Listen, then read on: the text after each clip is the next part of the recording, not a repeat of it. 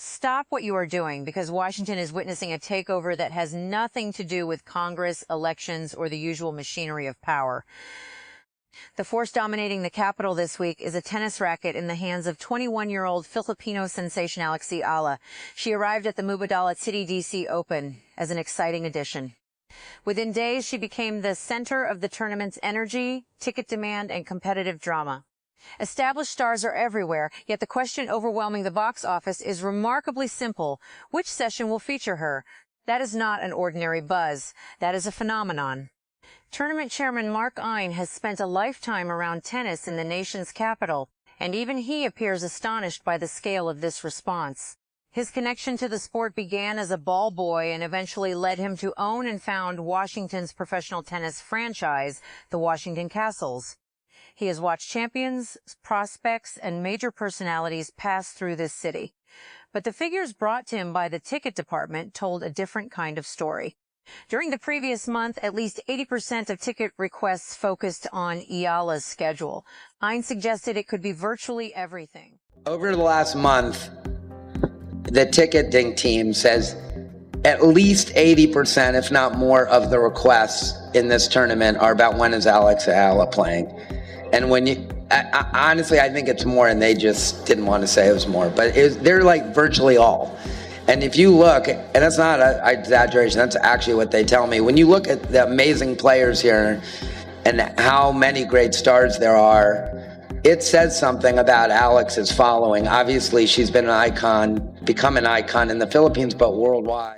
That level of interest is startling because this is a WTA 500 tournament, a category built to attract Grand Slam champions, top 10 players, and athletes capable of becoming world number one. Yet fans are not merely asking who is in the field. They are organizing purchases around one young player and one chance to see her compete on American soil. The regional connection explains it. More than 4,000 Filipinos live inside Washington, D.C., while roughly 46,000 Filipino immigrants reside across the Washington, Arlington, and Alexandria metropolitan area, according to figures from the Institute for Immigration Research. This is representation. For a community of that size, this is more than another date on the tennis calendar. It is an opportunity to turn a Washington hardcourt into something resembling home. The support has been visible, loud, and deeply personal. Flags in the stands, packed seats, sustained chants, and an emotional intensity noticed by organizers and opponents.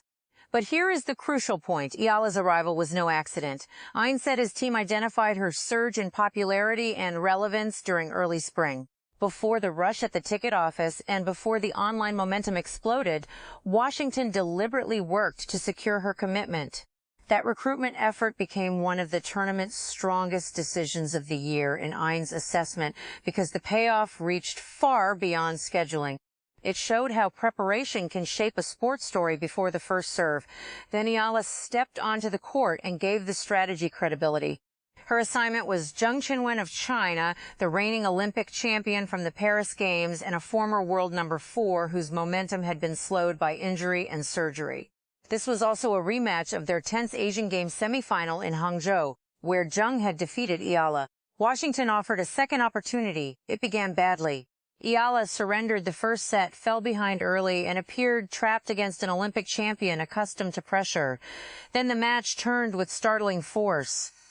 Eala captured 7 consecutive games, seized control of the exchanges, and completed a 3-set comeback, 4-6, 6-4, 6-1. The score mattered, but the manner mattered more. She absorbed the danger, adjusted, and accelerated instead of retreating. Afterward, she pointed to the progress in her game over the previous year, explaining that greater confidence and added weapons now support the fighting spirit she already possessed. The momentum was beginning to become something larger. The second round raised the stakes again. Across the net stood Leylah Fernandez, the Filipino-Canadian left-hander, 7th seed and defending Washington champion. Eala won the opening set 6-2, yet the second appeared to be escaping when Fernandez moved ahead 5-1. That is where another player might have protected energy for the next stop. Eala refused. She recovered game by game, forced a tiebreak, and then dominated it 7-1, closing the match 6-2, 7-6. One comeback can be emotional. 2 consecutive recoveries against decorated opponents begin to reveal identity, discipline, and refusal to accept the obvious ending. The victory carried Eala into the quarterfinals and leveled her personal series with Fernandez at 1 win each. Fernandez had taken their only earlier meeting that year at the Stuttgart Open. Washington supplied the answer. The statistical contrast also reinforced what spectators were seeing. Eala kept her unforced errors to only a handful, while the more experienced Fernandez produced substantially more. Under pressure, the younger player was not surviving through chaos alone. She was competing with cleaner patterns, controlled aggression, and increasing precision. Each match strengthened an underdog narrative already among the season's most compelling stories in women's professional tennis. And this Washington surge did not appear from nowhere. Only weeks earlier at Wimbledon, Eala delivered the biggest result of her career. She became the first player from the Philippines in the Open era to reach the 4th round of her Slam singles event, and her path included a stunning victory over defending champion Iga Swiatek. Before London, the foundation was already visible. Eala had captured a WTA 125 title in Birmingham and reached the semifinals of the WTA 500 tournament in Berlin. The results were accumulating across surfaces, rankings were rising, and belief was matching ambition for Eala. She entered Washington ranked number 29 in the world, only 1 place below the career high of 28 she had reached weeks earlier. That position changed the meaning of every appearance. These were no longer isolated flashes from a distant prospect. They were opportunities to keep climbing before the most important stretch of the North American hard court season. Toronto and Cincinnati, both 1,000-level events, waited on the road toward the U.S. Open.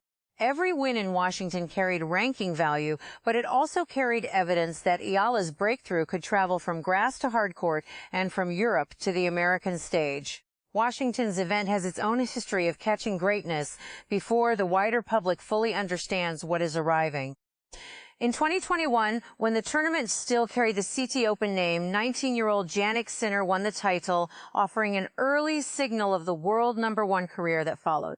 In 2017, Alexander Zverev made his run to the final before he joined the elite. Ein has repeatedly pursued that sense of discovery. His goal is not merely to stage matches that people observe from a distance, but to create an event spectators feel they have entered, shared, and remembered. Eala fits that tradition perfectly. The broader field made Eala's dominance of attention even more remarkable.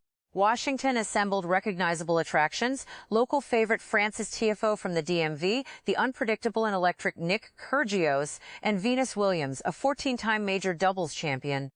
Tournament officials had emphasized several important competition-related changes and improvements to the spectator experience, promising an atmosphere with the urgency of a Grand Slam's second week from the opening ball. Eala initially looked like one intriguing name among many. Her late addition while the draw was being completed did not appear destined to reorganize the event. Instead, it became a consequential choice for Washington. There was another subplot. Eala had originally been expected to partner Venus Williams in the women's doubles draw after the pair played together on the grass at Bad Homburg earlier in the season. A late scheduling change removed Eala from the Washington doubles field entirely. She chose to concentrate on singles, a decision that now looks increasingly sensible as her run extends into the quarterfinals. Extra matches could have divided recovery, preparation, and focus. Instead, every resource has gone toward the campaign driving the tournament. The partnership never appeared in Washington, but the change cleared the runway for Eala's breakthrough. That is why this story cannot be reduced to a pair of upsets. On the sporting level, it is the rise of a young player from a nation without a deep modern record of elite tennis success, advancing through higher-ranked opposition and gathering momentum before the biggest hard-court events. On the business level, it demonstrates how one breakout athlete can redirect ticket demand almost overnight, turning a strong regional tournament into a cultural gathering. Packed sections, roaring support, and sustained local involvement are outcomes marketing departments spend years pursuing. Washington found them around one player, one community, and 1 week. There is also the organizational story. Ein and his staff saw the trajectory in spring, made the calls, conducted the outreach, and placed Eala in Washington at exactly the point when her career was accelerating. That timing produced competitive theater, commercial impact, and an emotional connection no conventional campaign could manufacture. Ain's record gives the decision context. His tournament previously created early spotlights for Sinner and Zverev, and now it has positioned Eala at the center of another breakthrough. Whatever happens, impact is secure, giving future organizers a blueprint for reshaping where a tournament's business, attention, and community passion converge. The speed of the shift may be the most revealing part. 1 week before play began, discussions still revolved around the established attractions. Tiafoe, Kyrgios, Venus Williams, the competitive adjustments, and the promised upgrades for spectators. Eala was presented as a fascinating addition, not the axis of the entire week. Then the draw appeared. Fans saw an opening match against an Olympic champion, the ticket questions multiplied and anticipation sharpened. Once Eala survived Zheng and then overturned a 5-1 second set deficit against Fernandez, the original hierarchy of attention collapsed. The side story became the headline, and the headline kept growing. The timing could hardly have been more powerful. Eala reached Washington immediately after her Wimbledon breakthrough, carrying the strongest confidence of her career into an American region with one of the country's largest Filipino communities. The result has looked less like a tour stop and more like a homecoming. Local courtside reports describe flags, chants, families, and an exchange of emotion between Eala and the crowd. That atmosphere is unusual at a midsummer WTA 500 event. It changes the sound of points, the pressure on opponents, and the meaning of victory. For Eala, unfamiliar territory now feels close to home. That matters beyond Washington. Professional tennis is always searching for athletes capable of crossing borders, attracting audiences outside traditional markets, and giving new communities a personal reason to follow the tour. Eala's rise offers all three possibilities. She brings elite results, a national breakthrough, a large diaspora response, and a style of competition built on resilience under pressure. Washington happened to host the American Week when those elements became impossible to overlook. The crowds are not responding to a marketing invention. They are responding to achievement, identity, and access arriving at the same moment. That rare combination carries enormous potential. Move past the ticket percentages and ranking calculations, and the human core remains. A diaspora community that seldom sees itself represented at this level of a global sport has been given a nearby stage, a player to embrace, and victories to celebrate together. People can bring children, relatives, friends, and flags, then watch someone from their heritage stand across from an Olympic champion and a defending champion without shrinking. That is why the noise feels different. It is not a passive appreciation for good tennis. It is recognition. It is pride. It is a community reflected through an athlete competing globally. Eala appears to understand that burden without making the moment solely about herself. When asked what this support means after following her across an ocean to a city where she had never competed, she redirected attention toward the broader meaning of being Filipino at this point in time. That response was understated but revealing. At 21, she recognizes that the significance of this run cannot be measured only through a quarterfinal place, a ranking increase, or another upset. Her results belong to her career, yet the emotion surrounding them belongs to something wider. That awareness honors what the audience brings. Combine that awareness with the tennis she has displayed, and Washington's decision looks even sharper. Eala has fought back against the reigning Olympic champion and recovered from 5-1 down in a set against the defending tournament champion in consecutive rounds. She has done it while controlling errors, absorbing pressure, and feeding off a crowd that treats every point as communal property. Those performances validate the faith Ain's team showed months earlier. They also explain why Washington, the Philippines, and tennis audiences worldwide remain fixed on her as the tournament moves toward its Sunday, August 2 final. The question is distance. How far can Eala carry this run, and how much further can her presence carry the event? The quarterfinals will decide the competitive answer, but the larger verdict is already available. In 1 week, a 21-year-old from the Philippines altered demand, atmosphere, identity, and expectation at a tournament accustomed to major names. Mark Ain's early spring judgment brought her to Washington at the perfect point in her rapid ascent. The Filipino community supplied the sound and emotion. Eala supplied the victories. Whatever the next score says, Washington has witnessed how one athlete can reorganize a sporting event before everyone's eyes.